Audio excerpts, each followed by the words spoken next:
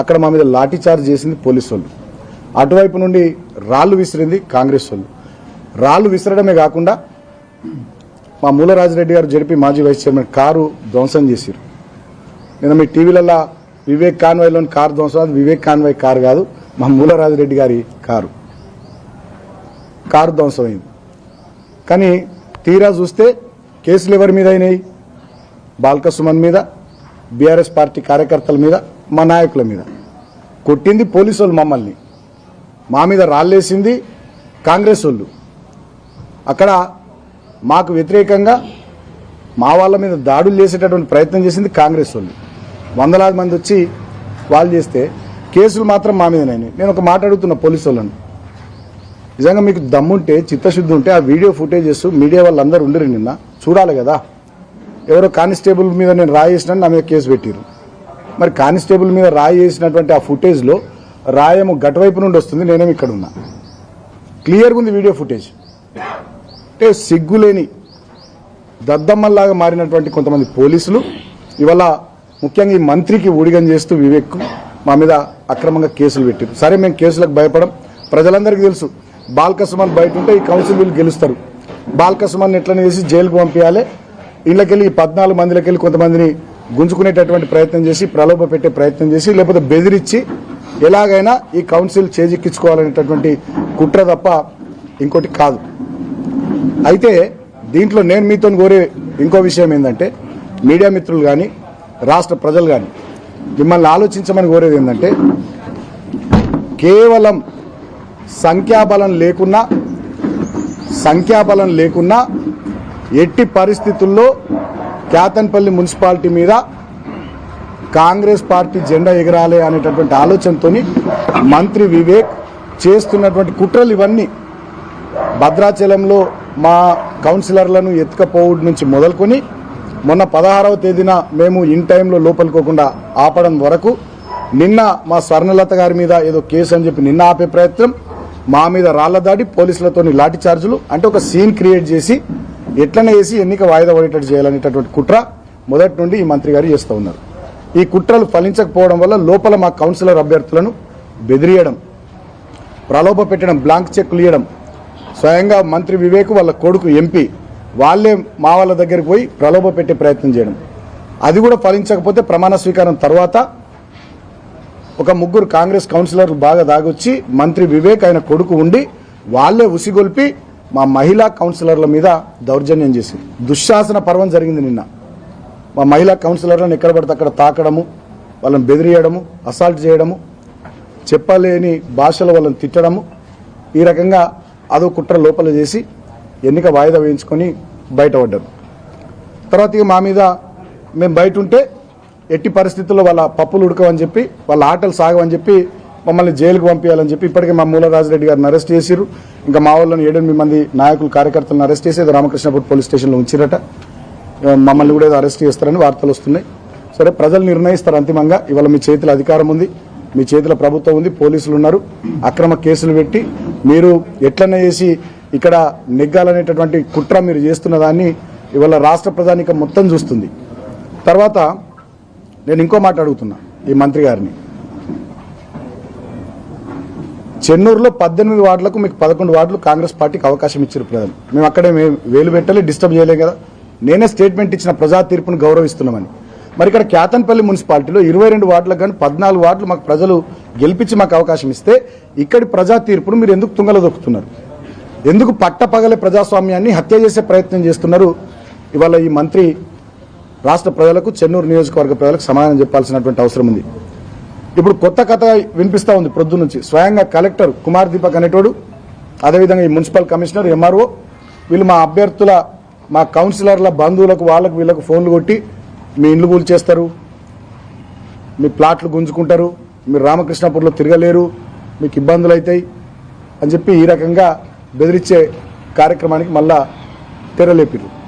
అంటే భద్రాచలం ఎపిసోడ్ నుంచి మొదలుకొని ఇవాల్టి బాల్క సుమన్ మీద కేసు పెట్టి జైలుకు పంపించే కుట్ర దాకా ప్రతి సందర్భంలో ఏదో రకంగా ఈ కేతన్పల్లి మున్సిపాలిటీని కైవసం చేసుకోవాలనేటటువంటి పిచ్చి ఆలోచన తప్ప ఇంకోటి కాదు.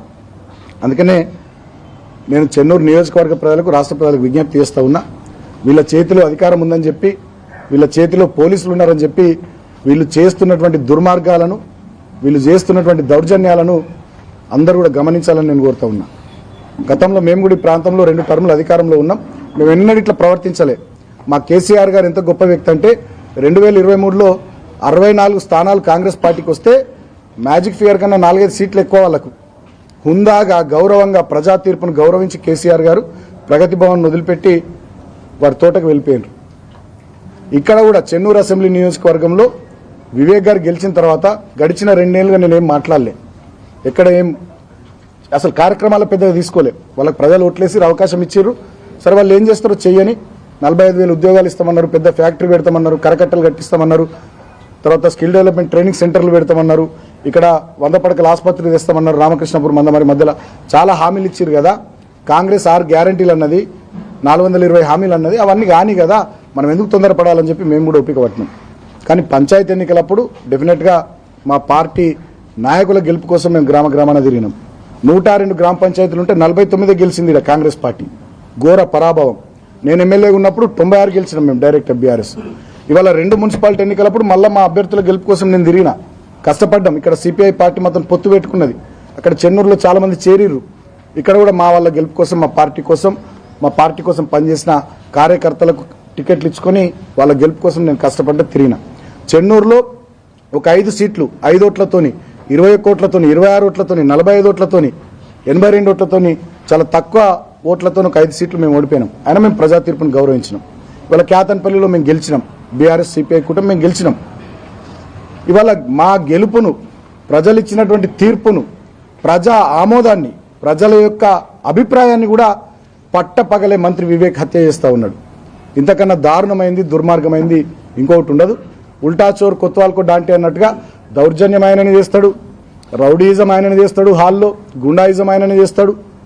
మళ్ళా ఆయన డబ్బా ఛానల్, వెలుగు మన ఏం ఛానల్ అది, V6 ఛానల్, ఆయన డబ్బా ఛానల్లో ఆయన రోత పేపర్ వెలుగులో బాల్కసుమన్ గుండా, బాల్కసుమన్ రౌడీ అని 2 ఏళ్లలో ఎన్నడూ రాయలే కదా. బాల్కసుమన్ గుండా రౌడీ ఎన్నడూ రాయలే. వెలుగులో రాయాలి, V6లో బాల్కసుమన్ గుండా రౌడీ అని రాయాలి. ఇవాళ Ketanpalli municipality chairman, vice chairman ఎన్నిక రాగానే నీకు బాల్కసుమన్ గుండా రౌడీ అయిపోయిందా మంత్రి గారు? 2 ఏళ్లలో ఎన్నడూ కాలే. ఇయ్యలైందా? ఇలా రౌడీజం చేస్తున్నది నువ్వు, నీ కొడుకు.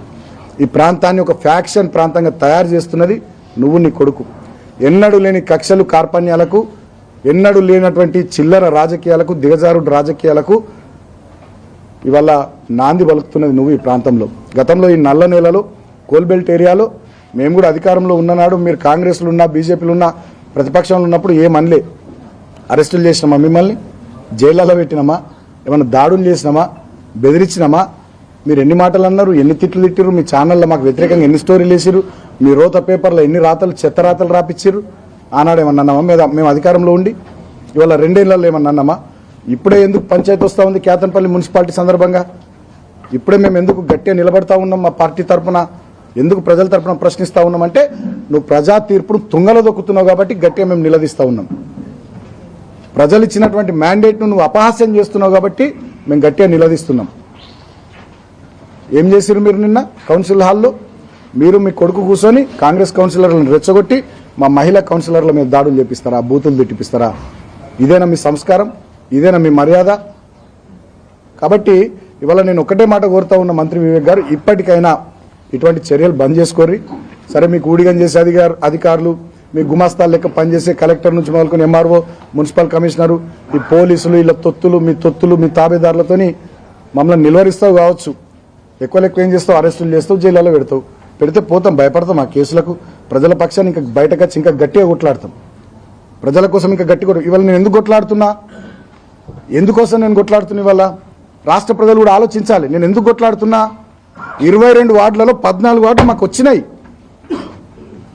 7 సీట్లు వచ్చినటువంటి కాంగ్రెస్ పార్టీ 14 సీట్లు వచ్చినటువంటి బీఆర్ఎస్కు చైర్మన్ రావద్దని చెప్పి అన్యాయంగా ప్రవర్తిస్తూ ఉంటే, మరి ప్రజాస్వామ్యంలో ధర్నాలు, శాంతియుతమైనటువంటి పద్ధతుల్లో నిరసనలు తెలపడం తప్ప మాకు ఏముంది మరి ప్రతిపక్షంలో? ఇవాళ కూడా వీళ్ళు చేసినటువంటి దాష్టీకాలకు, దుర్మార్గాలకు వ్యతిరేకంగా ఇవాళ మధ్యాహ్నం 3 గంటలకు మా 6 మహిళా కౌన్సిలర్లు, మా పార్టీ నాయకులు, మా లీగల్ టీం కలిసి హైదరాబాద్లో మహిళా కమిషన్ను కలిసి కంప్లైంట్ ఇవ్వబోతా ఉన్నారు. సాయంత్రం 4 గంటలకు ఎన్నికల కమిషన్ కూడా కలిసి కంప్లైంట్ ఇవ్వబోతా ఉన్నారు. ఇవాళ హైకోర్టులో రిట్ పిటిషన్ కూడా ఈ జరిగిన సంఘటన మీద మేము మూవ్ చేయబోతా ఉన్నాం.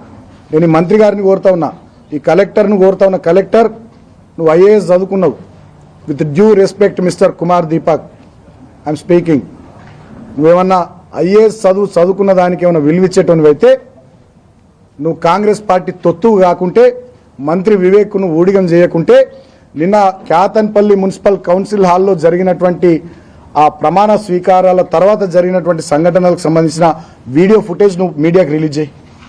నువ్వు కాంగ్రెస్ పార్టీ తొత్తువు కాకుంటే, మంత్రి వివేక్ ఊడిగం చేయకుంటే నేను డిమాండ్ చేస్తూ ఉన్నా, as opposition party I have right, నేను డిమాండ్ చేస్తూ ఉన్నా ఆ వీడియో ఫుటేజ్ మీడియాకి రిలీజ్ చేయండి.